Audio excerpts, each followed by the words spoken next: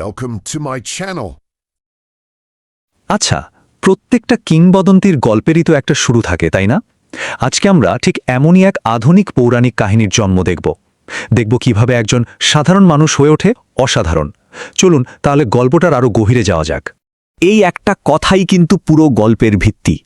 এটা শুধু একটা সাধারণ কথা না, এটা হলো এক স্বপ্ন দেখা ছেলের প্রতি তার বন্ধুর সেই বিশ্বাস, যা তাকে হিরো হওয়ার পথে এক পা এগিয়ে দিয়েছিল। আমাদের গল্পের কেন্দ্রে আছে হিরণ নামের এক ছেলে। ছোট একটা শহরের ৮-১০টা সাধারণ ছেলের মতোই, কিন্তু ওর চোখে ছিল এক অসাধারণ স্বপ্ন। একটু ভাবুন তো, হিরণের দুনিয়াটা ছিল একদম সাদামাটা, স্কুল, বন্ধু, এই সব কিছু। কিন্তু ওর স্বপ্নটা ছিল আকাশ ছোঁয়া। আর এই বিশাল স্বপ্নের পথে ও কিন্তু একা ছিল না। ওর সবচেয়ে বড় সাপোর্টে ছিল ওর বন্ধু সাকিন। মানে যখন অন্যরা ওর এই সুপারহিরো হওয়ার স্বপ্নকে হেসে উড়িয়ে দিত, একমাত্র সাকিনই ছিল যে সবসময় ওর পাশে থেকে সাহস জুগিয়েছে। আর এখান থেকেই ওর সাধারণ জীবনটা পাল্টে যেতে শুরু করে। এক রাতের এক অদ্ভুত ঘটনা হিরণের ভাগ্যকে চিরদিনের জন্য বদলে দেয়।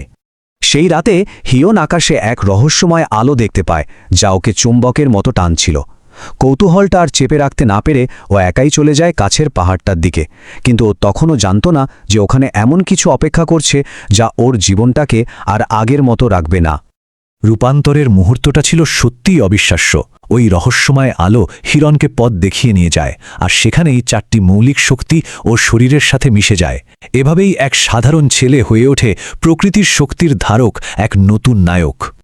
তো এই রূপান্তরের পর হিরণ পেল 4টে এলিমেন্টাল পাওয়ার। ও এখন আগুন তৈরি করতে পারে, পানিকে নিজের ইচ্ছে মতো চালাতে পারে, বাতাসের গতিতে ছুটতে পারে, আর মাটির মতো শক্ত হয়ে যেতে পারে। প্রকৃতির 4টে প্রধান শক্তি এখন ওর নিয়ন্ত্রণে। এখন ওর একটা নতুন পরিচয় দরকার ছিল, তাই না? ও নিজের নাম রাখল অ্যানিম্যান। এর পেছনের ভাবনাটা কিন্তু দারুণ, যে হিরো হতে কোনো বিশেষ ক্ষমতার দরকার নেই, শুধু সাহস থাকলেই যে কেউই নায়ক হতে পারে। কিন্তু আমরা তো জানি, যেখানে আলো থাকে সেখানেই ছায়া থাকে। অ্যানিম্যানের উত্থানের সাথে সাথেই জন্ম নিল এক ভয়ঙ্কর শত্রু, সাইফ বুজন দাস। সাইফ বুজন দাস একসময় একজন ব্রিলিয়ান্ট সায়েন্টিস্ট ছিল, কিন্তু ক্ষমতার লোভ তাকে ডার্ক এনার্জির দিকে ঠেলে দেয়। আর ওর দর্শনটা ছিল অ্যানিম্যানের ঠিক উল্টো। ওর বিশ্বাস ছিল শক্তিমানদেরই অধিকার আছে দুর্বলদের উপর শাসন করার। এখানেই দুজনের পথটা একদম আলাদা হয়ে যায়। একদিকে অ্যানিম্যান, যে চায় দুর্বলকে রক্ষা করতে, আর অন্যদিকে সাইফ বুজন দাস, যে চায় তাদের শাসন করতে। তাদের উদ্দেশ্য, শক্তির উৎস, দর্শন সবকিছুই ছিল একে অপরের বিপরীত, যা তাদের সংঘাতকে অনিবার্য করে তোলে। আর এই ঘোষণার মাধ্যমেই সাইফ বুজন দাস তার ধ্বংসলীলা শুরু করে।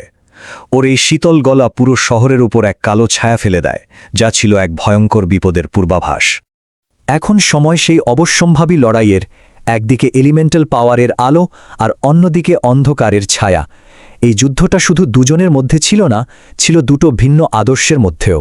শহর যখন বিপদে, তখন হিরণকে ওর দায়িত্বের কথা মনে করিয়ে দেয় ওর বন্ধু সাকিন।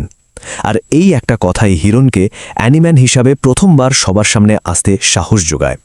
সাকিনের ভূমিকাটা এখানে কিন্তু খুবই গুরুত্বপূর্ণ। সাইফ বুজন দাসের হুমকির জবাবে অ্যানিম্যানের এই কথাটা ওর নৈতিক অবস্থানকে একদম পরিষ্কার করে দেয়। ও শুধু শক্তির জোরে লড়ছে না, ও লড়ছে মানুষের আশা আর সাহসের জন্য। ওদের প্রথম সংঘর্ষটা ছিল দেখার মতো একটা দৃশ্য।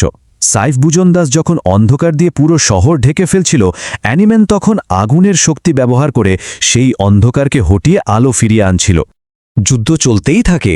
সাইফ বুজন দাসের ছায়ার আক্রমণ থেকে বাঁচতে অ্যানিম্যান বাতাসের শক্তি ব্যবহার করে আকাশে উড়ে যায়। মানে প্রত্যেকটা শক্তির বিপরীতে আরেকটা শক্তির প্রয়োগ, যা লড়াইটাকে আরও জমিয়ে তুলেছিল। যুদ্ধের এক পর্যায়ে অ্যানিম্যান একটা বড় সত্য বুঝতে পারে। ও বুঝতে পারে যে শুধু শারীরিক শক্তি দিয়ে এই লড়াই জেতা যাবে না। এর জন্য প্রয়োজন মানুষের মনের সাহস আর আশা। আর এই উপলব্ধিটাই যুদ্ধের মোড় ঘুরিয়ে দেয়। প্রথম যুদ্ধ শেষ হল, অ্যানিম্যান জিতল। কিন্তু গল্পটা এখানেই শেষ হয়ে যায়নি, বরং এটা ছিল আরও বড় এক লড়াইয়ের শুরু মাত্র। চলুন দেখি এই বিজয়ের পর কি হল। সাইফ বুজন দাস পরাজিত হলেও পুরোপুরি শেষ হয়ে যায়নি।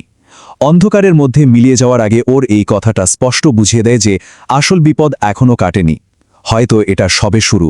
প্রথম বিজয়ের পর অ্যানিম্যানের এই উপলব্ধিটা গল্পের ভবিষ্যৎকে ইঙ্গিত করে। ও বুঝতে পারে যে একা ওর পক্ষে এই পৃথিবীকে বাঁচানো সম্ভব না। ওর মতো আরও অনেককে এগিয়ে আসতে হবে। তাহলে পুরো গল্পটা শেষে একটা প্রশ্ন কিন্তু থেকেই যায়। আমরা দেখলাম অ্যানিম্যানের দর্শনটা বেশ সহজ, সাহস থাকলে যে কেউই নায়ক হতে পারে। কিন্তু আসল প্রশ্নটা হলো, এই যে সাহস, এই সাহসটা আসে কোথা থেকে? ব্যাপারটা কিন্তু আসলেই ভাবনার, তাই না?